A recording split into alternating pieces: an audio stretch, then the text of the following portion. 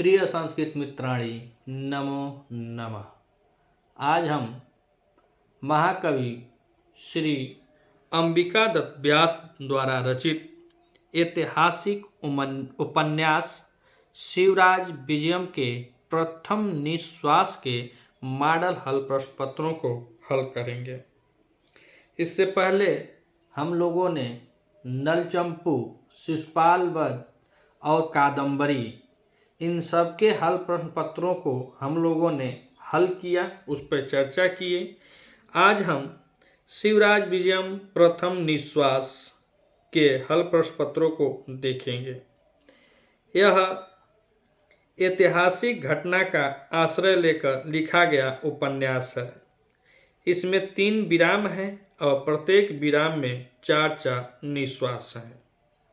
यह रचना महाकवि अंबिका दत्त व्यास की एक उपन्यास, ऐतिहासिक उपन्यास है। इसको महाकवि अंबिका दत्त व्यास जी ने 1870 में इसकी रचना करते हैं और यह 1901 में, अर्थात अपनी रचना से 30 साल बाद यह 1901 में काशी से यह प्रकाशित होता है। इस उपन्यास में शिवाजी के जीवन काल की 10 वर्षों की घटनाओं का चित्रण किया गया है। इसमें एक साथ 2 घटनाएं स्वतंत्र रूप से चलती हैं। एक के नायक छत्रपति शिवाजी हैं और दूसरे के राम सिंह। आलोचकों के अनुसार इस पर बंगला उपन्यासों का पूरा प्रभाव पड़ा है। यह वीर रस प्रधान है। भाषा में सर्वत्र स्पष्टता, सरलता एवं माधुर्य का पुट है। भाषा प्रारंभ में अंत तक ओजपूर्ण है। यह रस का अपूर्व कोश है। यही कारण है कि पाठक इसको पढ़ते समय भाव विभोर नहीं होते हैं। इस उपन्यास में राष्ट्रीय चेतना, देश प्रेम, आत्मोत्सर्ग की भावना कूट कूट कर भरी हुई है। देश की अवनति तथा पराधीनता पर लेखक दुखी है तथा लेखक के मन में रोष का भाव उमड़ पड़ा है। देश की स्वतंत्रता के लिए यवनों ने सदैव लोहा लेने वाले वीर शिवाजी इसके नायक हैं। शिवाजी ने भारतवर्ष की स्वाधीनता में जो अपना अपूर्व योगदान दिया है, उसी का इस गद्य काव्य में विस्तृत विवेचन है। यह रचना गद्य काव्य में किया गया है।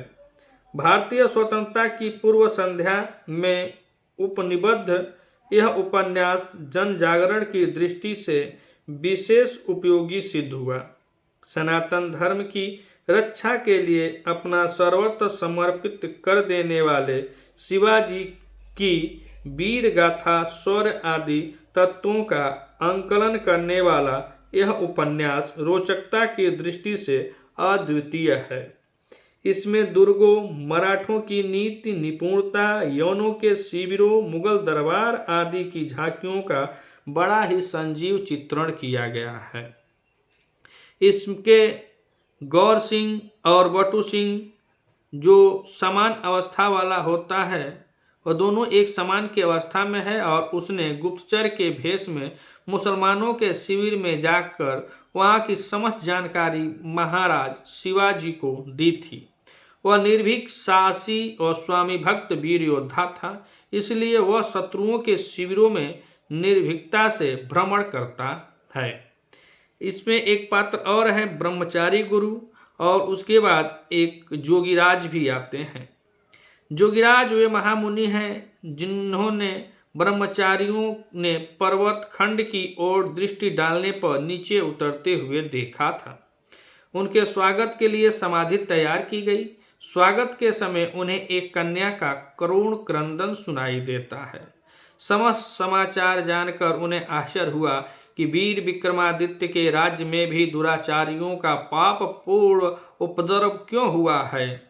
इसका उत्तर देते हुए जब ब्रह्मचारी गुरु जी कहते हैं, जोगीराज, यह विक्रमादित्य का राज्य नहीं है। विक्रमादित्य को आज गए हुए इस भूधरा से 1700 वर्ष हो गए हैं। यह सुनकर के आश्चर्यचकित हुआ जोगीराज बोले, सचमुच मैंने समय की गति का ज्ञान नहीं है। मैं युधिष्ठिर के समय में समाधि लगाकर विक्रमादित्य के समय में उठा हूँ और फिर समाधि में यहाँ से जाकर लीन हो जाऊंगा। समाधि में लीन होने से पूर्व भावुक हृदय जोगीराज ने भारतवर्ष की दुर्दशा को जानना चाहा है। तदंतर ब्रह्मचारी गुरु ने जोगीराज के समक्ष भारत दशा का वर्णन किया है। इसमें जो नायक हैं शिवाजी महाराज, जो महाराष्ट्र के केसरी हैं, उनका एक बहुत ही प्रसिद्ध सूक्ति है, कार्यम वा सादेहम देहम वा पातेयम। अगर कार्य को सिद्ध करेंगे नहीं तो अपनी देह का त्याग करेंगे। फिर है विष्णु माया भगवती अया सम्मोहितम जगत। यह भागवत पुराण से लिया गया है और यह मंगलाचरण का पहला मतलब यह जो पंक्ति है मंगलाचरण में मिलती है कि विष्णु माया भगवती अया सम्मोहितम जगह। और इसका यह कहा जाए मंगलाचरण तो मंगलाचरण नमस्कारात्मक और वस्तु निर्देशात्मक दोनों होता है। इसमें और महत्वपूर्ण सूक्तियां हैं, जैसे परम में ऐसा विश्व साम, दूसरी है सत्यम न लज्जितम मया समय वेग। और इसमें गौर सिंह और श्याम सिंह के बारे में बताया जाता है। तो जो गौर सिंह और श्याम सिंह होते हैं, यह जयपुर राज्य के जागीरदार खड़क सिंह के पुत्र थे। माता पिता की मृत्यु के बाद दोनों ही पुरोहित के आश्रय एवं देखभाल में रहते हैं। एक बार शिकार के लिए गए हुए दोनों के वस्त्र रास्ते में लुटेरों ने उतरवा लिए। अवसर पाकर अपने चातुर्य से दोनों ही डाकुओं को चुंगल से भाग निकलते हैं तथा हनुमान जी के मंदिर में आ पहुँचे, जहाँ से मंदिर के पुजारी ने उनको कोंकण देश में भेज दिया और वे दोनों ब्रह्मचारी के आश्रम में आकर रहने लगते हैं। गौर सिंह शिवाजी का गुप्तचर और वीर योद्धा था। वह राजनीति में प्रवीण तथा योद्धाओं में अग्रणी था। वह वेश परिवर्तन में अत्यंत निपुण, सतत जागरूक रहने वाला था। यह उसकी विशेषता थी कि कभी वह गुप्तचर के भेष में, कभी सन्यासी के भेष में, कभी ब्रह्मचारी के भेष में और कभी गायक के रूप में भ्रमण किया करता था। और उसने मुगल युवक द्वारा छीनी गई वह 6 वर्षीय कन्या का भी उद्धार किया। और वह 6 वर्षीय कन्या कोई और नहीं होती है बल्कि वह गौर सिंह और श्याम सिंह की ही सगी बहन, जिसका नाम सवड़ी बताया गया, और उसके भी पिता जयपुर राज्य के जागीरदार खड़क सिंह होते हैं।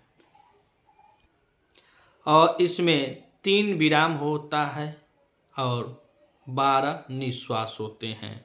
तो 3 विरामों और 12 निश्वासों में निबद्ध है शिवराज विजयम के आज हम लोग प्रथम निश्वास जो यूपी टीजीटी के पेपर में मान यूपी टीजीटी के सिलेबस में निबद्ध किया गया है। शिवराज विजयम प्रथम निश्वास अर्थात बहुत कंपटीशन पेपर जो संस्कृत भाषा में दिए जाते हैं उसमें यह प्रथम निश्वास ही हम सबको पढ़ना है। तो आइए अब हम शिवराज विजयम के प्रथम निश्वास के मॉडल हल प्रश्न पत्रों को देखते हैं।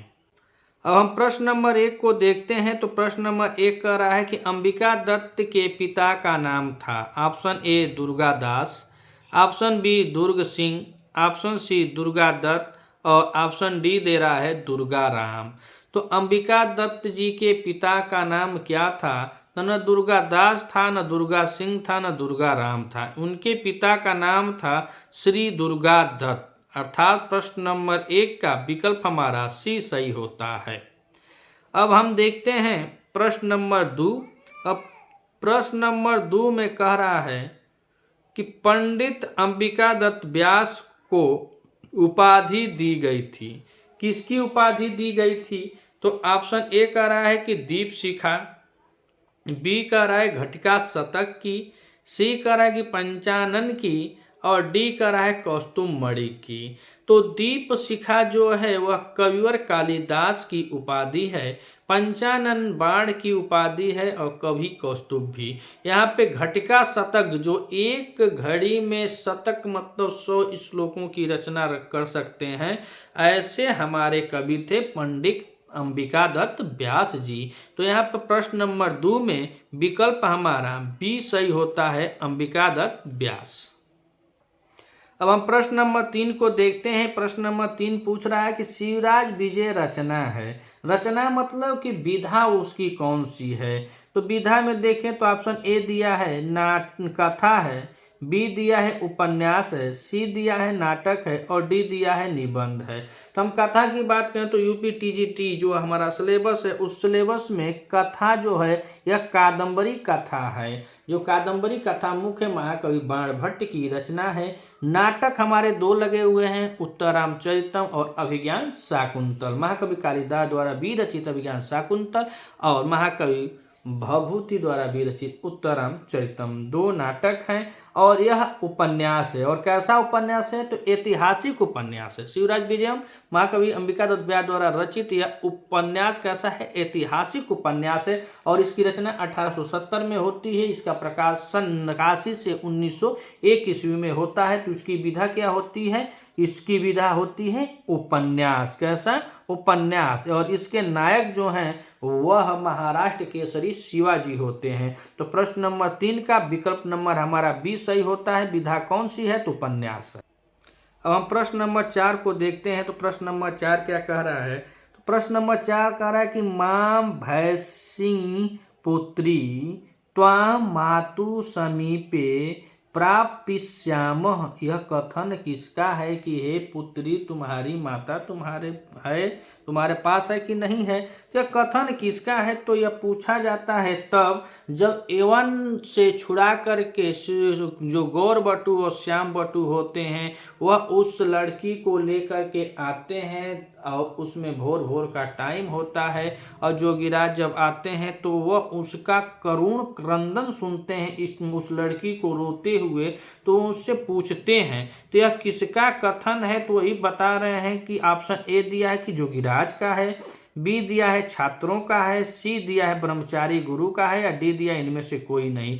तो यह वाक्य पूछने वाले जब वो लड़की रोती है तो उठकर पहले ब्रह्मचारी गुरु ही जाते हैं और ब्रह्मचारी गुरु ही देख कर उसे पूछते हैं। तो विकल्प नंबर हमारा जो सी है तो प्रश्न नंबर 4 का विकल्प हमारा सी सही हो जाता है, ब्रह्मचारी गुरु।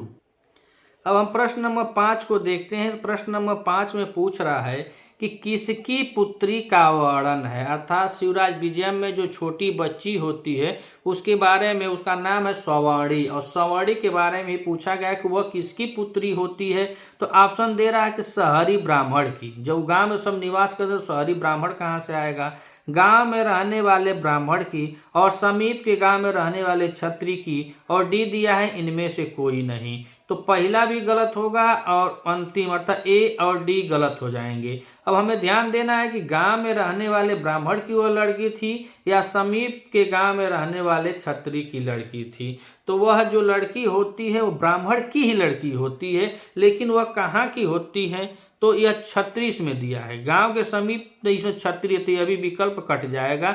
यहाँ पे हमारा विकल्प नंबर बी सही होता है कि गांव में रहने वाली ब्राह्मण कन्या थी जिसका नाम था सवर्णी। और उसी को बचा करके यवन जो होता है वह यवन जो विदेशी मुगल होते हैं उनसे वह बचा करके बेचारे ले जाते हैं, गौर बटू और श्याम बटू। तो प्रश्न नंबर 5 का विकल्प हमारा बी सही होता है।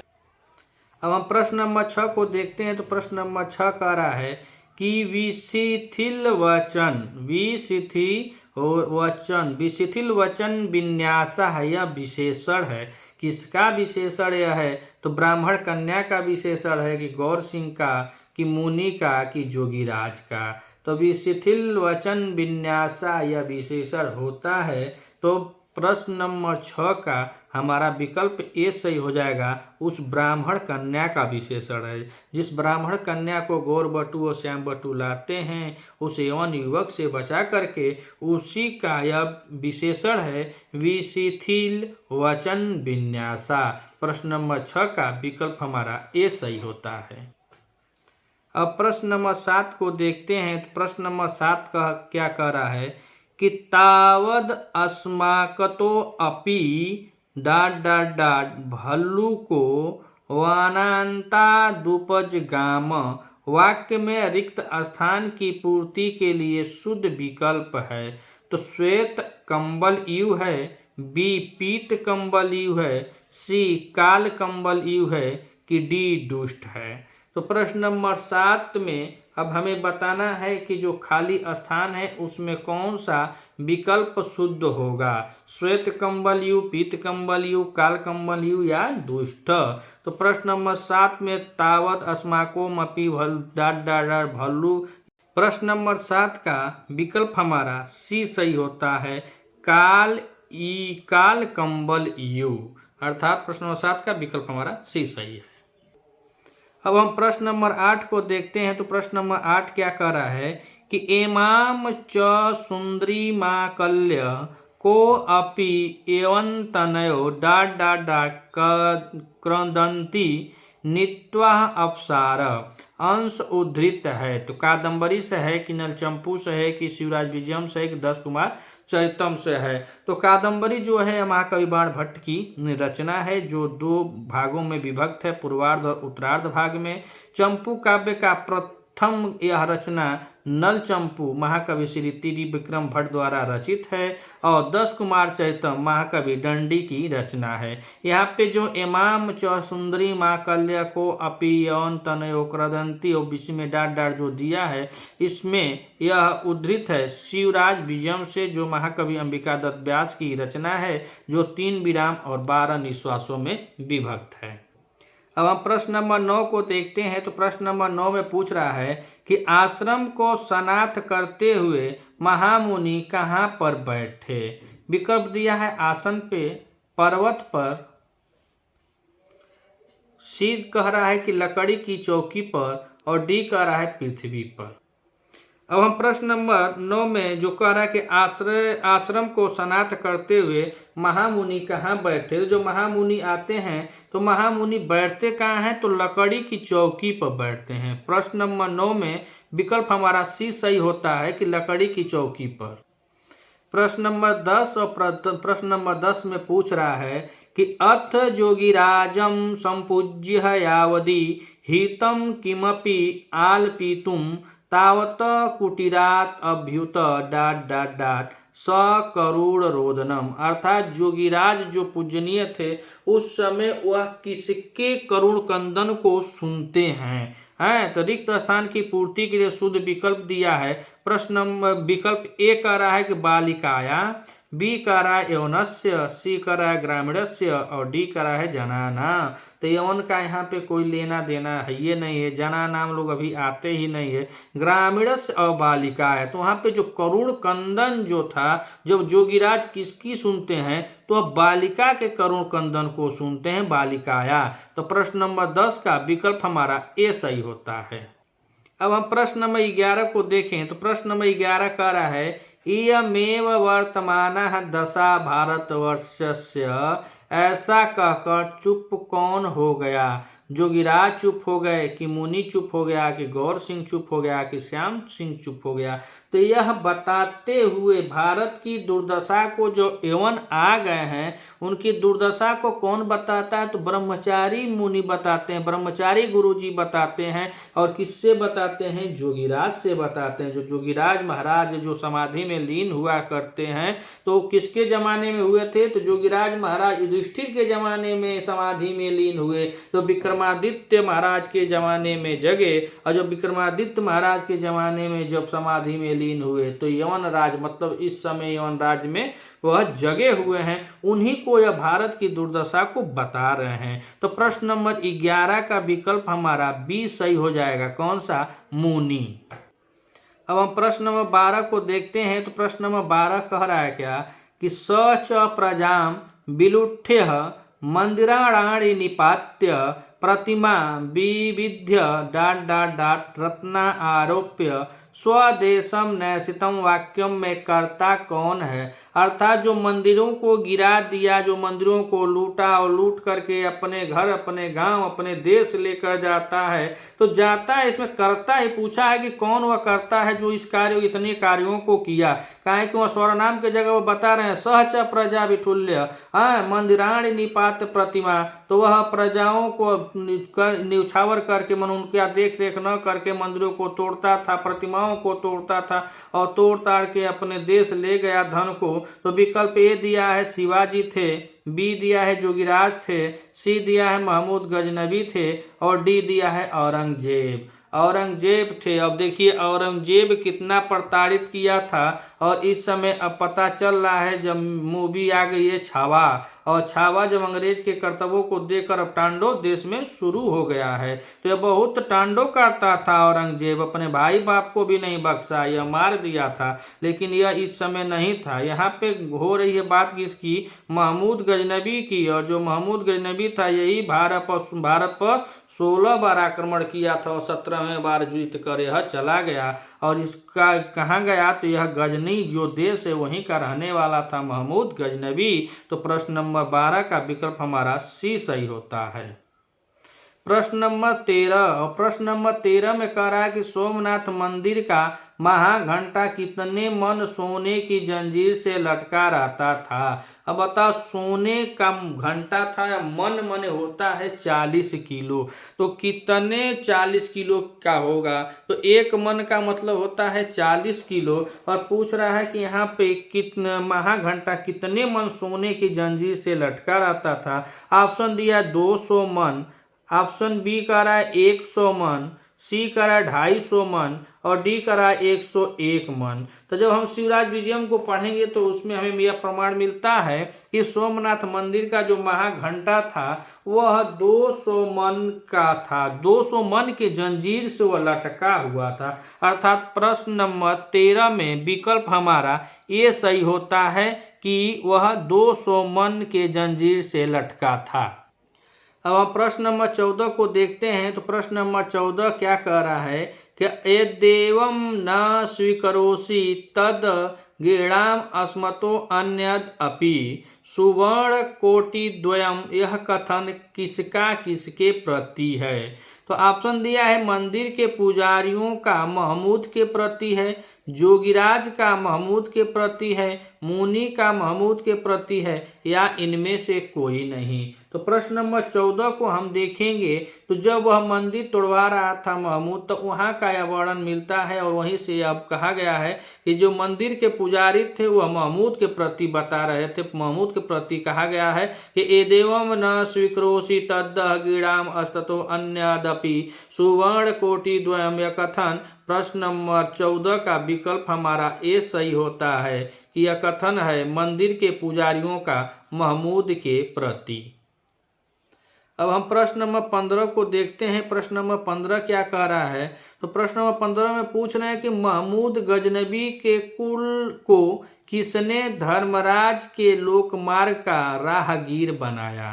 तो किसने धर्मराज के मार्ग का राहगीर बनाया, तो विकल्प ए दिया है शिवाजी ने, बी दिया है जोगिराज ने, सी दिया है शहाबुद्दीन ने और डी दिया है गोपीनाथ ने। तो प्रश्न नंबर 15 को हम देखेंगे तो महमूद गजनबी के कुल को किसने धर्मराज के लोकमार्ग का राहगीर बनाया, तो यहाँ पे शहाबुद्दीन बनाता है। कौन बनाता है, शहाबुद्दीन। और शहाबुद्दीन को ही शहाबुद्दीन ऐबक था और बाद में जा करके यही ऐबक कुतुब मीनार वाला जो है वह निर्माण करता है कुतुब मीनार का। तो इसी से यह गुलाम वंश चलता है। तो 15 नंबर प्रश्न का विकल्प नंबर हमारा सी सही होता है। अब हम प्रश्न नंबर 16 को देखते हैं। प्रश्न नंबर 16 कह रहा है क्या, तेन वाराणस्यापि वहवो अस्थिगिरः प्रचिताम में कर्ता कौन है। ऑप्शन ए शहाबुद्दीन है, बी शिवाजी हैं, सी महमूद है और डी औरंगजेब हैं। तो प्रश्न नंबर 16 में हम देखें कि इसका कर्ता कौन है, तो इसका कर्ता शहाबुद्दीन है, शहाबुद्दीन है। अर्थात प्रश्न नंबर 16 का विकल्प हमारा ए सही होता है। अब हम प्रश्न नंबर 17 को देखते हैं। तो प्रश्न नंबर 17 कह रहा है कि अभूत केवलम Akbar Shah dot dot dot नामा यद्यपि गुण शत्रु भारतस्य तथापि डॉट डॉट वाक्य में रिक्त स्थान की पूर्ति के लिए शुद्ध विकल्प है। कौन सा है? तो विकल्प ए दिया है महान, बी दिया है शांति प्रिय विद्वेष प्रिय, सी दिया है दुष्ट और डी दिया है प्रजावत्सल। तो आप देखेंगे 17 नंबर में, तो 17 नंबर में कौन सा विकल्प सही होगा? तो आप कमेंट करके भी बता सकते हैं कौन सा विकल्प सही होगा। तो इसमें अभूत केवलम अकबर शाह शांति प्रियो नामा यद्यपि गुण संतुष्ट भारतीय तथापि विद्वेष प्रिय, अर्थात प्रश्न नंबर 17 का हमारा विकल्प बी सही होता है। अब हम प्रश्न नंबर 18 को देखें। तो प्रश्न नंबर 18 बता रहा है कि मूर्तिम अदीव कलियुगम लिखकर औरंगजेब में मूर्तिमान कलयुग की संभावना प्रकट करने से अलंकार है। कौन सा अलंकार है? तो इसमें देखिए अलंकार भी पूछ रहा है। तो उपमा अलंकार है कि उत्प्रेक्षा अलंकार है कि रूपक अलंकार है कि अनुप्रास अलंकार है। तो मूर्ति ईव और मूर्तिम ईव जब दे दिया है तो उसमें आप समझ जाए कि कौन सा अलंकार है। तो यहाँ पे उत्प्रेक्षा अलंकार हो जाएगा। कौन सा अलंकार हो जाएगा? उत्प्रेक्षा अलंकार। यही हमको पकड़ लेना है। मूर्तिम ईव है कलयुगम, तो मूर्तिम ईव के समान, तो यहाँ पे उत्प्रेक्षा अलंकार है। प्रश्न नंबर 18 का विकल्प नंबर हमारा बी सही होता है। अब हम प्रश्न नंबर 19 को देखते हैं। तो प्रश्न नंबर 19 कह रहा है कि औरंगजेब किसे बस में नहीं कर सका? किसको नहीं कर सका औरंगजेब?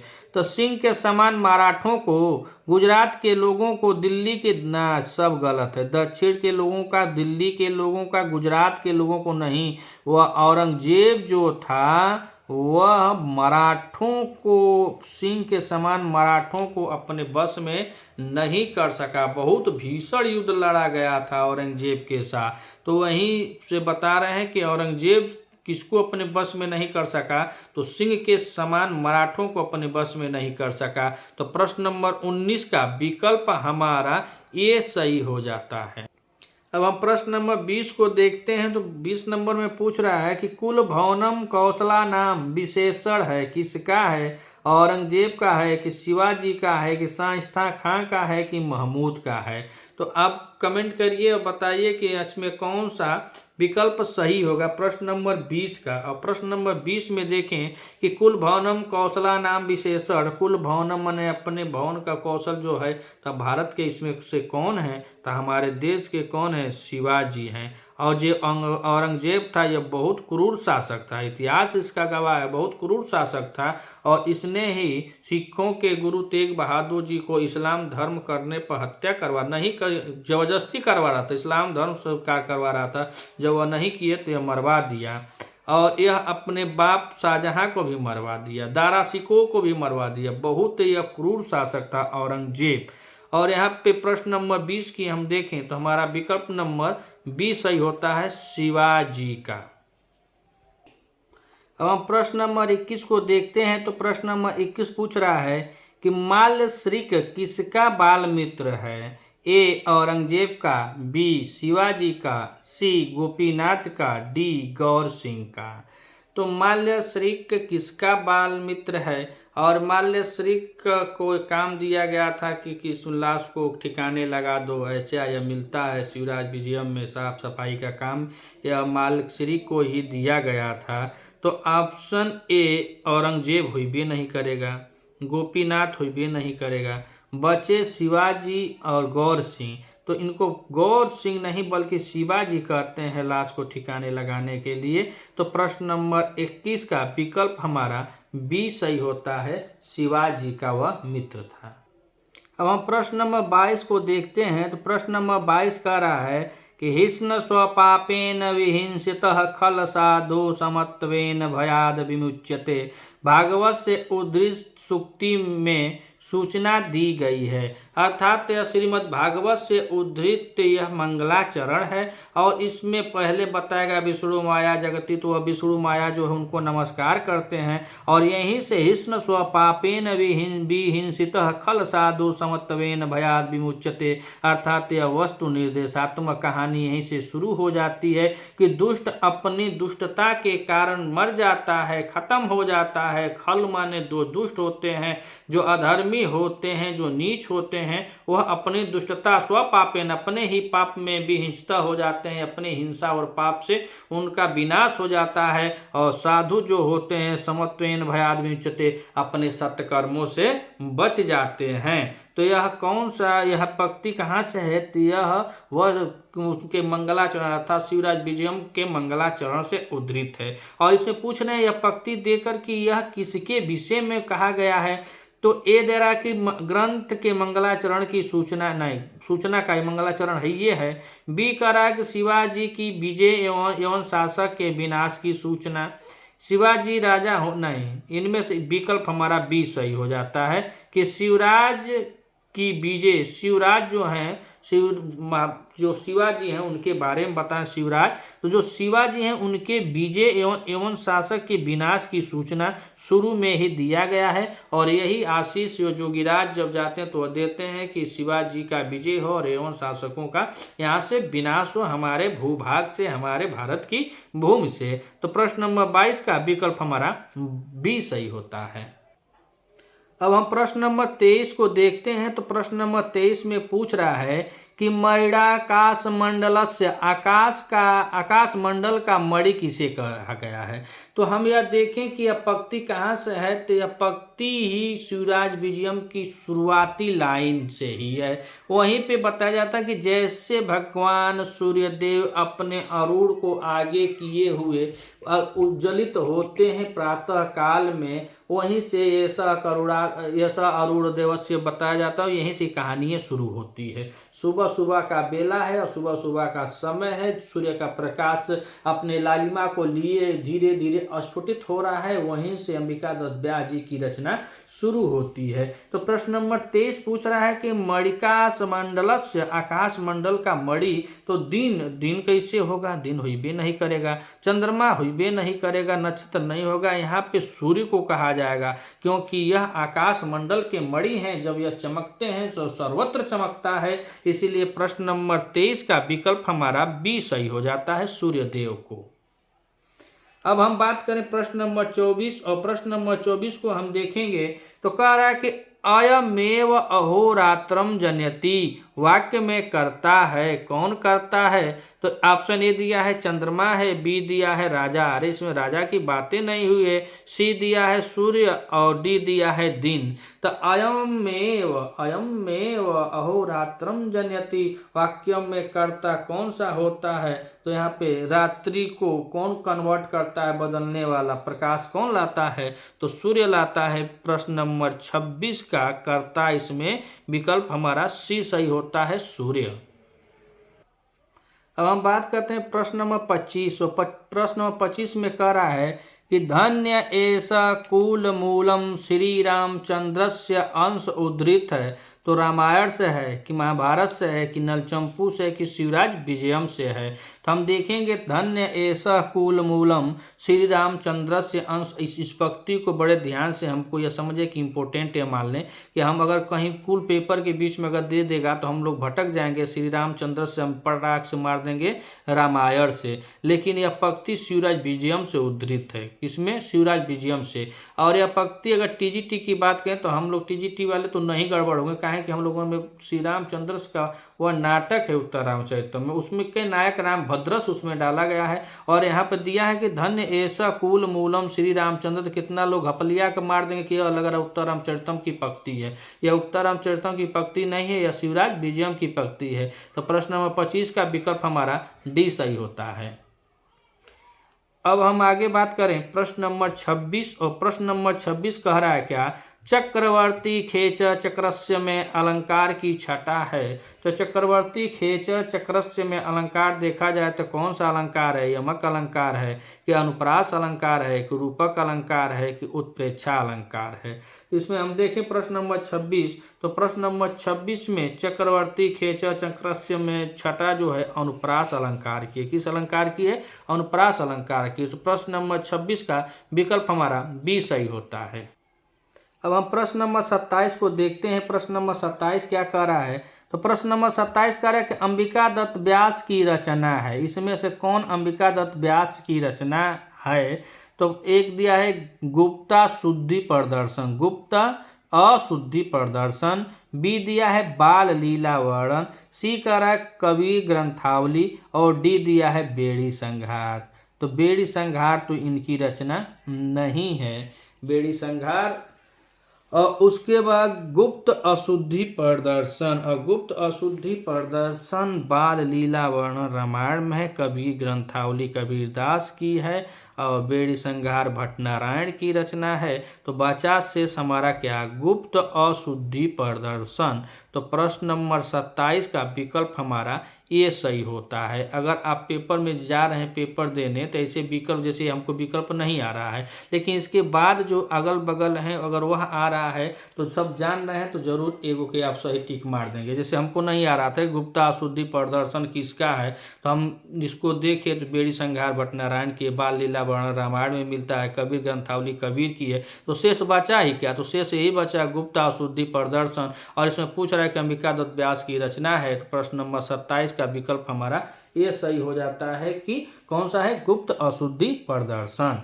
अब देखते हैं प्रश्न नंबर 28। और प्रश्न नंबर 28 में कह रहा है कि सांख्यम सागर सुधा के लेखक हैं। सांख्यम सागर सुधा के लेखक हैं तो सदानंद जी हैं कि ईश्वर कृष्ण जी हैं कि अंबिका दत्त व्यास हैं कि भास हैं? तो प्रश्न नंबर 28 को और देखें तो प्रश्न नंबर 28 में यह सांख्य सागर सुधा यह रचना अंबिका दत्त व्यास की है। प्रश्न नंबर 28 का विकल्प हमारा सी सही होता है कि सांख्य सागर सुधा के लेखक अंबिका दत्त व्यास जी हैं। अब हम प्रश्न नंबर 29 को देखते हैं। तो प्रश्न नंबर 29 क्या कह रहा है? तो प्रश्न नंबर 29 में बता रहे हैं आश्चर्य वृत्तांत के लेखक।